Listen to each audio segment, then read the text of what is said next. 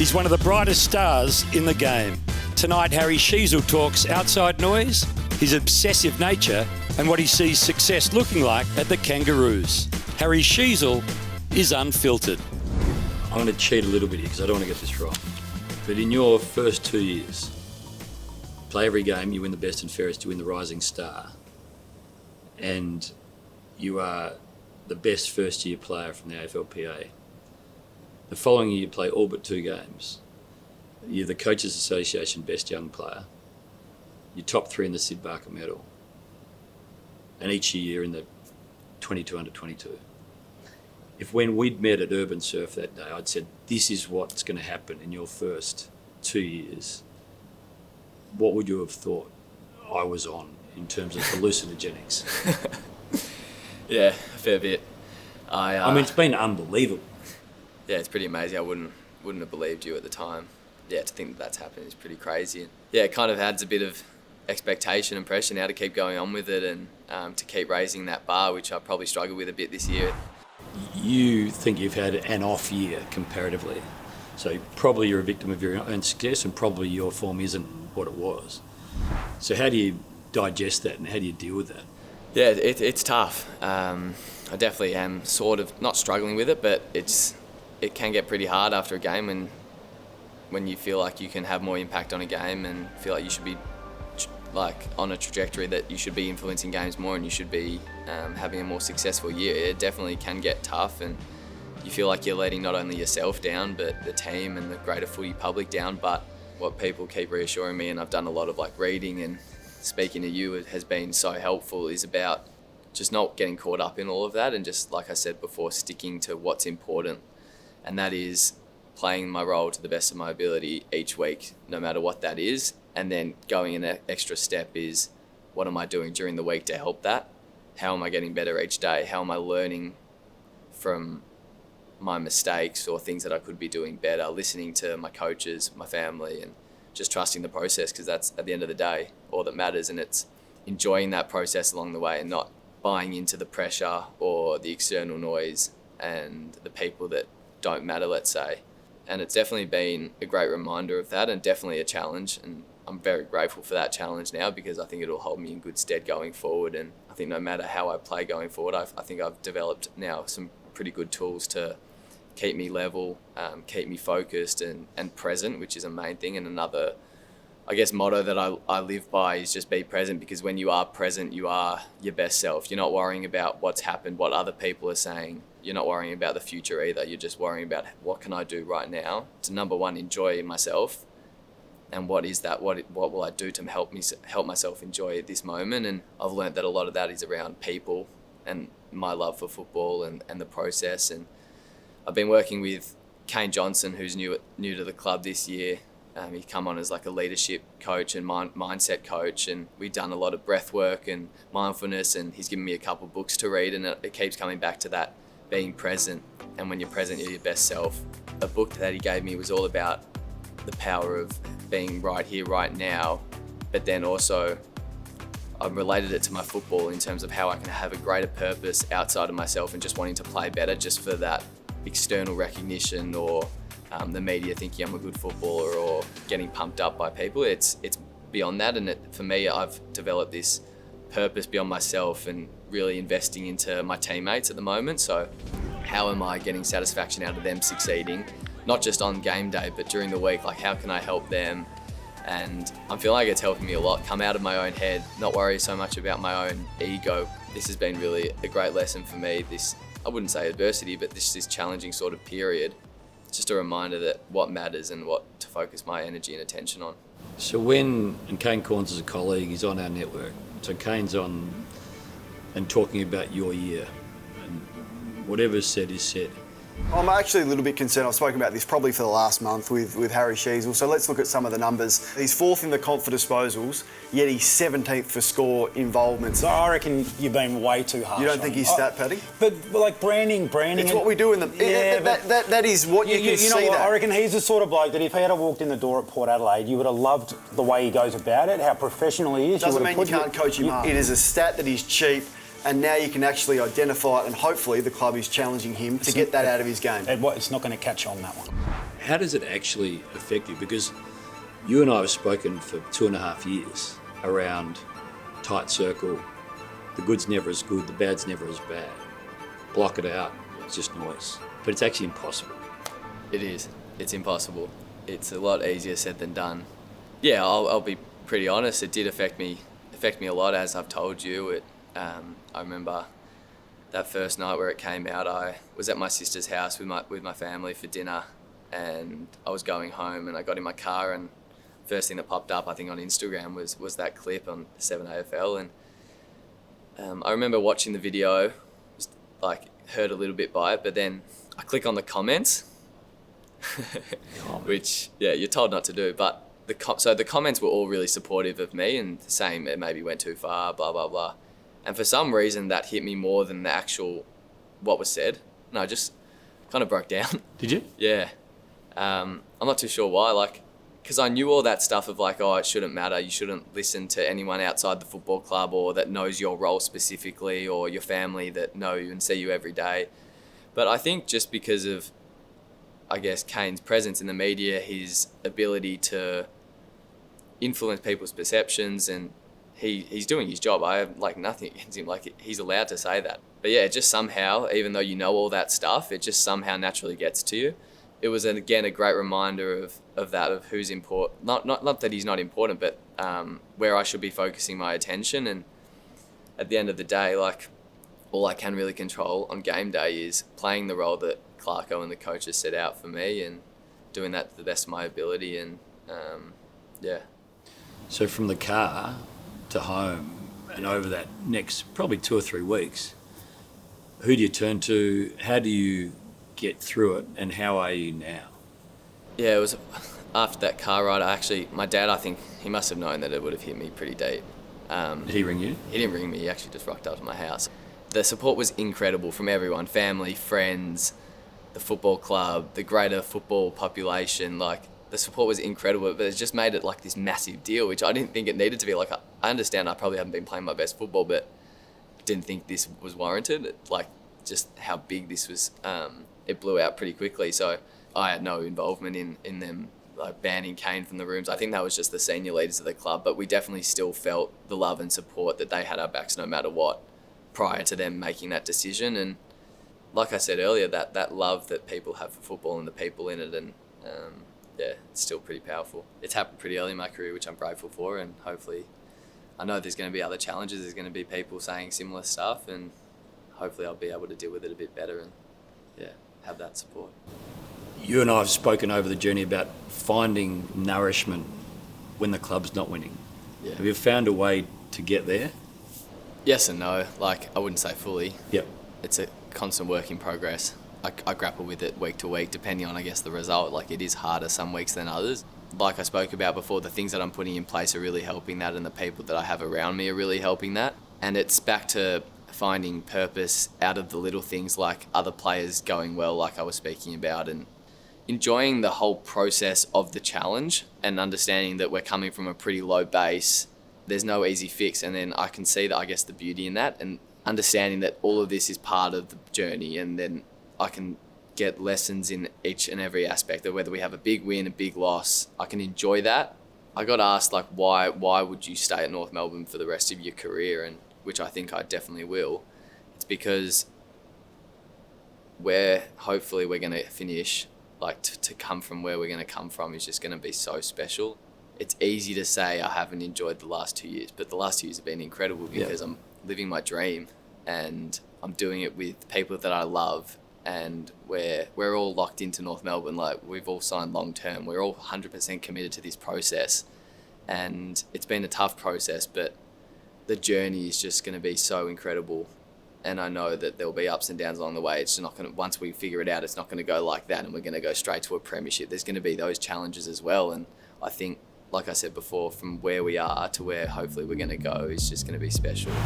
It would be an unbelievable honour, and definitely something that I envisioned is me holding up that premiership cup as a captain. A lot of people see it as a thing. They're like, how do you do that? Don't you get bored? Where's your enjoyment? I seriously love the process of it. I have a pretty strict bed routine, and I wear sometimes red light glasses. something I just always repeat to myself. It's just consistency equals confidence. My edge comes from that mental edge that I get from the things that I do each and every day.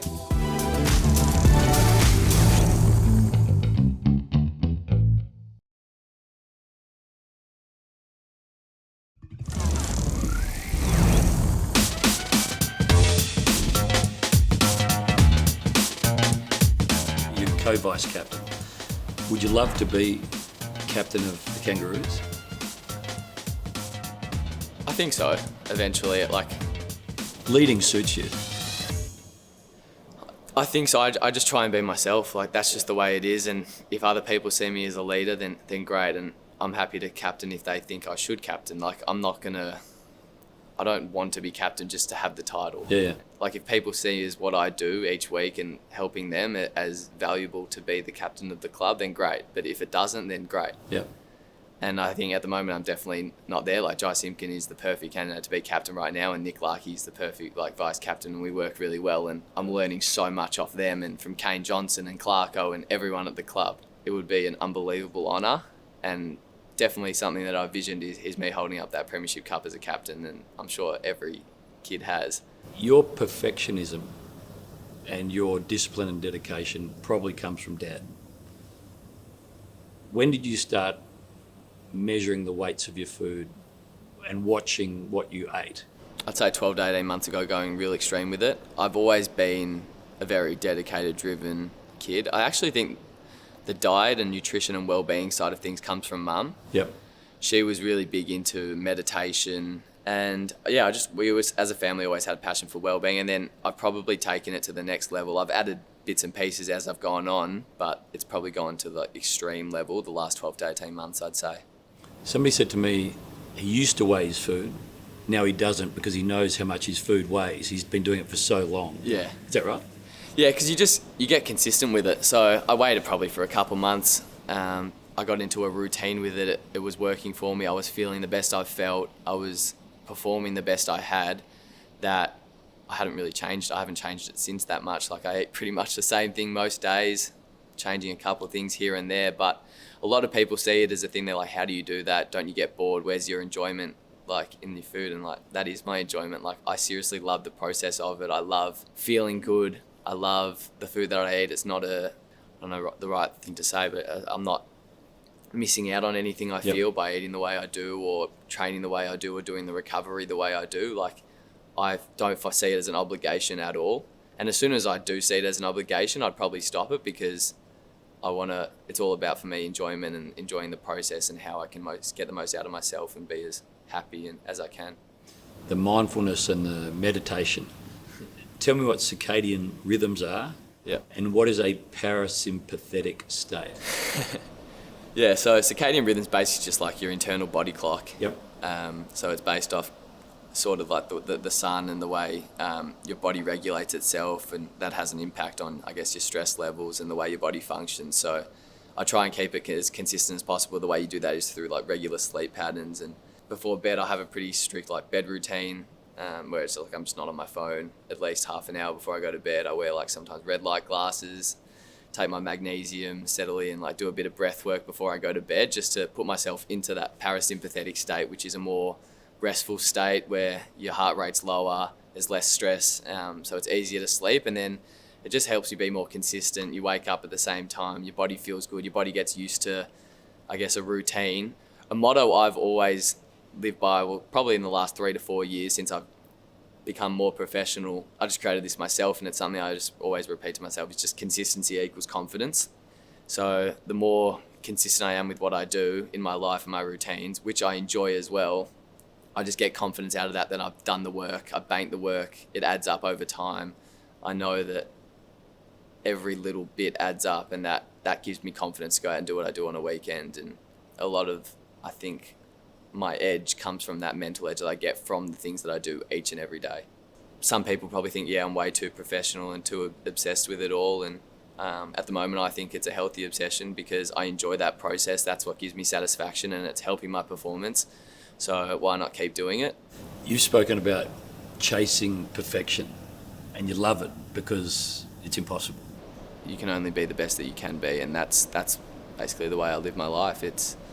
how I can get the most out of myself. And I think with my football career, that's just what I keep coming back to, is just I'll do this for as long as I want to do it, and the most I feel like I can get the most out of myself and keep that drive and willingness to get better and help others get better.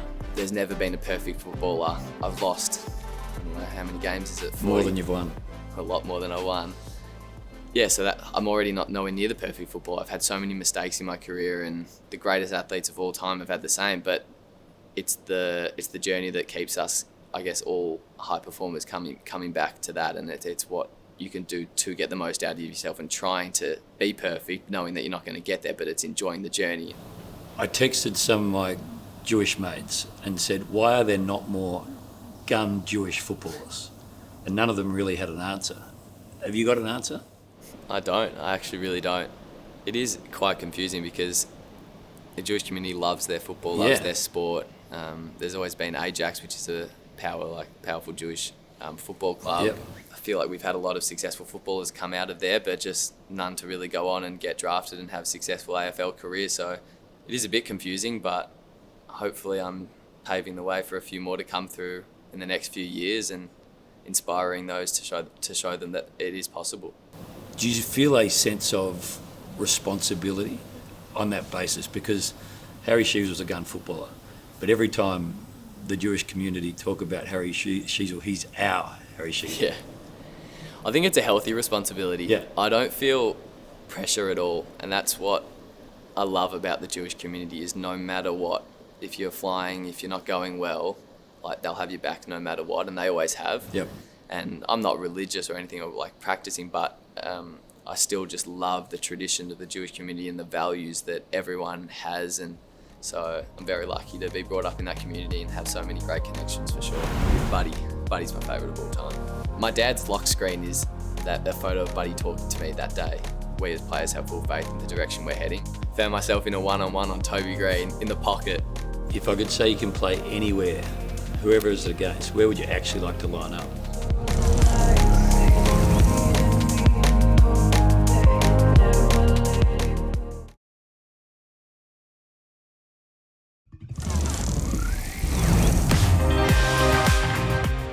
...2012 Grand Final. True or false, Harry Sheezel was crying outside the ground? Yeah, true. Walking out of the G, I think I would have been 8 at the time. Mad Hawthorn fan. Mal Chesky obviously kicked that goal to win them the game, and I was shattered. Next 3 years, you get to see the Hawks go back to back to back. You've actually been to more Hawthorn Grand Finals, as we sit here, at the MCG than you played games at the G. Yeah, they were just unbelievable memories as a kid growing up. We were like mad Hawthorn fans. My dad, my 2 sisters, mum. Felt like an annual thing going to the G on Grand Final day for those 4 years straight. We'd always have a big Grand Final breakfast at our house before, decorate the whole house in the brown and gold, and got to watch my heroes win flags. And is that when you fell in love with it? Barracking for Hawthorn on the couch as a sort of a kid with a dream? Yeah, even when I was younger, just going to the footy, watching my heroes, and then playing footy on the weekends, trying to copy them. Obviously got better and better, and got more serious as I got older. Favourite player? Buddy's my favourite of all time. Fell in love with him because there's nothing he couldn't do? Yeah, not many could do what he could do. Just his aura, as they say now, and that night against Essendon where he ran down the wing, like I can still like remember that, have that image in my head of him running past and me just like being in awe and like couldn't believe it. So yeah, that's probably why he's my favourite. It's just the memories and what he could do, and the excitement that he brought Hawthorn fans was just incredible. So Buddy, he's your hero. There's a famous shot of you and Buddy when you were 3 or 4. You played against him in your first year, and the photos circulated pre. Yeah. What happened during or post? Yeah, so that photo got released. I think my dad released it probably to one of the journos. Yeah. And then Buddy must have seen it during the week leading up into the game, and came up to me after the game right before he had an interview. He was getting called for an interview, and he actually like saw me and like beelined to me, and I was like, oh my God. And he like paused the interview to come and shake my hand. He was like, gee, you're all grown up now, which was just, that was the best feeling ever. And like my dad's lock screen is that photo of Buddy talking to me that day against the Swans. Amazing how the football world works. You barrack for the Hawks. I assume the first and only coach you can really remember as a kid is Clarko. You play your first AFL game, he's there. Yeah. I remember the first few weeks pre-Christmas when you get drafted, like every time he spoke, I couldn't believe it, and I was like, nah, this isn't real, like, that's not Alistair Clarkson. Like, that night I got drafted, he's hugging me, like, presents me my jumper. The more time you spend with him, you realise, like, this is real, like, he's my coach, and he's been incredible. He obviously had his challenges in that first year, and his ability to create stability for our club has been incredible, and the platform and the base that him and like Todd Viney and the other coaches and senior leaders of the club have now set, and the foundations that we have now to take us forward is pretty impressive. And he knows what he's doing, and he has such a love and a hunger, I think, for the game of AFL and getting the most out of individuals and us as a team. And I have full faith, and we as players have full faith in the direction we're heading. And it may seem like it's a far way off, but I think we're doing it the right way. You can't fast track this stuff, and we have a lot of young players, and it's taken some time and some hard yards, but the real fruits of it will come later down the track, and some people can't see that now, but we have a lot of belief that it will. Toby Green and Connor Rosie. Yeah. Why those two when you were growing up? Yeah, so I grew up as a midfielder, as a junior, as most AFL players probably were, and then as you get a bit older into the more representative teams, you have to find a different position because they can't fit everyone in as a midfielder. And so I went and played forward. I think it was under 15s for the first time, kicked a few goals, and then kind of from then in like all representative games I played as like a half forward, deep forward as well. So I'd like to think I had a natural I guess instinct for goal, and was pretty creative around there. And obviously Toby Green is probably the best at that in the AFL and has been for the last 10 years, and someone I really looked up to and tried to model my game on. And Connor Rosie was someone I just loved. I don't know why, I just naturally loved him as soon as he came into the AFL playing that half forward role. He's like fast, he's agile. Yeah, someone I looked up to, and Toby Green was definitely one that I still continue to watch, and probably still my favourite player to watch at the moment. Must be quite an odd thing when you walk out onto the ground and the guys that you idolised are sort of just there and there. Yeah, obviously in my first year I got sent to half back right before round one, and never played half back in my life. And then I can't remember what round it was, but about middle of the year in Hobart, I was playing half-back and found myself in a one-on-one on Toby Green in the pocket and was like shitting myself. Nightmare. Somehow I spoiled it. The ball fell in my lap, and I remember just like handballing it straight away, and then like ran to the bench. I'm like, was that real? Like, did I just beat Toby Green in a one-on-one? Like, he wouldn't remember that for a second, and yeah, it's probably something that stick out to me forever. You're recalling it 2 years later. Yeah, I'm sure I recall it for many more. If I could say you can play anywhere this week, whoever is against, where would you actually like to line up? I wouldn't mind going back forward. I think playing back to where I did as a junior and at top age year. I feel like I haven't done that yet in my AFL career, so maybe that's why, because I just haven't done it. So I'd like to see if I can do it, and that'd be a nice little challenge. But yeah, I miss kicking a few goals and just that creative flair that I think I used to have, and that natural goal kicking sense. So I'd like to see if I still have that, and if it can hold up at AFL level. There's not many players I enjoy speaking to as much as you. I've loved our time together. Thanks for speaking today. 53 games in. Look forward to the next 300. Thanks, Ham. Appreciate it. Thanks for having me. Good fun.